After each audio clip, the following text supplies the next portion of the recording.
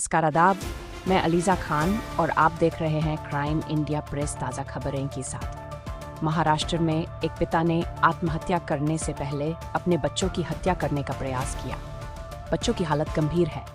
महाराष्ट्र सोलापुर जिले से एक बेहद परेशान करने वाली घटना सामने आई है, जहां पुलिस के अनुसार गुरुवार को एक 34 वर्षीय व्यक्ति ने कथित तौर पर अपने 3 नाबालिग बच्चों की हत्या करने की कोशिश की और उसके बाद खुद अपनी जान ले ली। ये घटना बुधवार दोपहर को तिरहे गांव में हुई।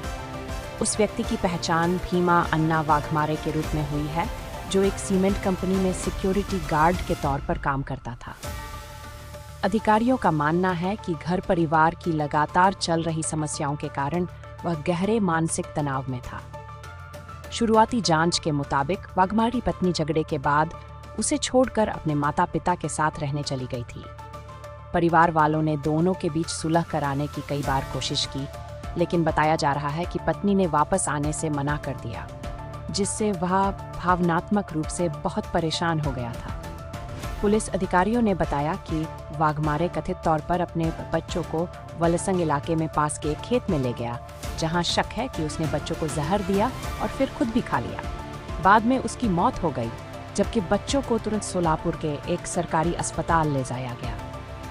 डॉक्टरों ने पुष्टि की है कि तीनों बच्चों की हालत अभी भी गंभीर बनी हुई है और आईसीयू में उन्हें घटनाक्रम का सही पता लगाने और इसमें शामिल किसी भी अन्य कारण का पता लगाने के लिए विस्तृत जांच शुरू कर दी है। ये दुखद मामला देश भर में हाल ही में सामने आ रही घरेलू झगड़ों से जुड़ी मौतों के परेशान करने वाले सिलसिले का ही एक हिस्सा है। उत्तर प्रदेश के मुजफ्फरनगर में मार्च को सरवत इलाके में अपने घर पर एक 32 वर्षीय व्यक्ति ने कथित तौर पर अपनी पत्नी और 2 छोटे बच्चों की हत्या कर दी और फिर खुद भी आत्महत्या कर ली। मृतकों की पहचान इरशाद, उसकी पत्नी नौरीन और उनके 2 बच्चों, जिनकी उम्र 2 साल और 2 महीने के रूप में हुई है।